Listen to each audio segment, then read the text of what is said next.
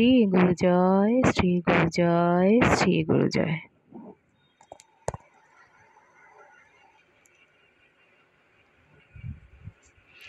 শ্রী শ্রী চৈতন্য চরিতামৃত বলেছেন, কৃষ্ণ ভক্তি জন্মমূল হয় সাধু সঙ্গ। মহৎ কৃপা ছাড়া কৃষ্ণ ভক্তি জন্মাতে পারে না। মহৎ কৃপা বিনা কর্মে ভক্তি নয়। কৃষ্ণ ভক্তি দূরে রহু সংসার নহে ক্ষয়। সাধু সঙ্গের ফল সাধুত্ব লাভ করা, আর মহতের কৃপা ভিন্নতা লাভ করা যায় না।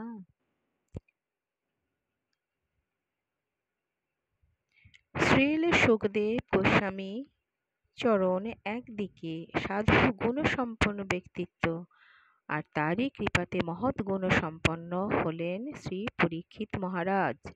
পরীক্ষিত মহারাজ মৃত্যুর মুখে দাঁড়িয়ে ঘোষণা করছেন, আর 7 দিন পর আমি মারা যাব।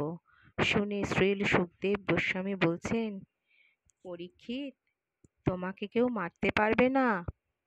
তক্ষক যদিও বা তোমাকে দংশন করে, তুমি মারা যাবে না, কারণ আত্মা অবিনশ্বর, আর আমি মারা যাব এটা পাশবিক বুদ্ধি। এই চিন্তা ত্যাগ করো। আমরা দেহটাকেই আমি মনে করে বলি আমরা মারা যাব। দেহটা তো একটা খেলাঘর, এটা তো একদিন ভাঙবেই। আমরা সংসার করি, পুতুলের খেলা করি।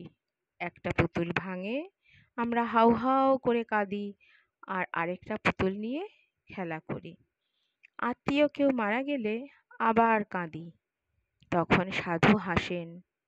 সাধু বলেন, আরে পুতুলের সংসার করবি, পুতুল ভাঙবে না, এ আবার হয় নাকি?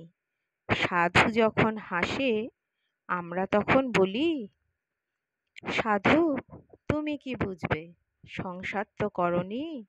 আমাদের ভালোবাসাটা এক পুতুল থেকে আর এক পুতুলে চলে যায়।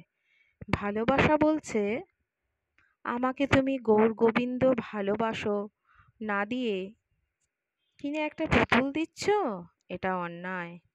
তোমার মধ্যে ভালোবাসার কণা আমি এসেছি, তা তো সেই আনন্দ লীলাময় বিগ্রহ থেকে এসেছি।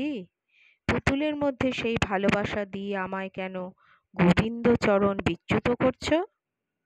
এই পুতুল খেলা করতে করতে আমাদের যাবার সময় হয়ে গেল, কিন্তু যাকে ভালোবাসার কথা তাকে দিলাম কই? এর নাম সংসার।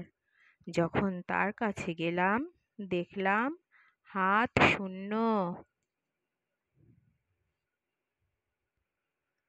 এমন কি লাগি আইলি ভবে, এমন জনমে হরি না ভজিলি, কেমন মানুষ তবে? পরীক্ষিত মহারাজ আজ মায়ার সংসার ছেড়ে পূত পাবনী গঙ্গার তটে অবস্থান করছেন। কেন? অন্তিমকালে ভগবানের কথা শোনার লালসা হয়েছে বলে। নাম নামই অভিন্ন, তাই সাধুমুখে কৃষ্ণ প্রসাদ লাভ করে ভাগবত ধামে যাত্রা করবেন। পরীক্ষিত মহারাজের কৃষ্ণ দর্শন হয়েছিল মাতৃগর্ভেই। তবু তাকে কৃতকর্মের জন্য দেহ আহুতি দান করতে হয়েছিল। পরীক্ষিত মহারাজের উপর ব্রহ্মশাপ ছিল। যিনি কৃষ্ণ দর্শন আগেই করে নিয়েছেন, তার আবার ব্রহ্মশাপ কেন?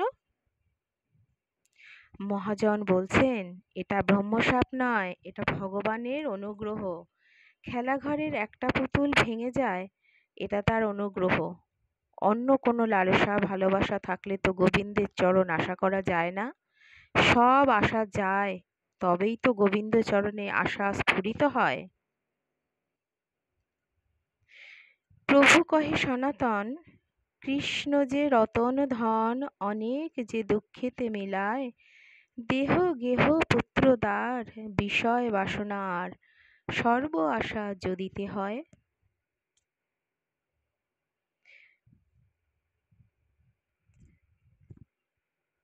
মন্ত্রীরা জিজ্ঞাসা করছেন রাজা পরীক্ষিতকে, আপনি রাজ্য ছেড়ে চলে যাচ্ছেন? মহারাজ বলছেন, আমি জানি আমি 7 দিন বাঁচব, সাধু বাক্য রক্ষার জন্য ভগবান আমাকে 7 দিন বাঁচার সময় দিয়েছেন। কিন্তু মন্ত্রীমশাই, বলুন তো, আপনারা কি 7 ঘন্টা বাঁচবেন? সাধুর কথা ভগবানও খণ্ডন করতে পারে না। মার্কণ্ডেয় মুনি চতুষ্ষণকের কৃপায় কল্পজীবী হয়ে গেলেন।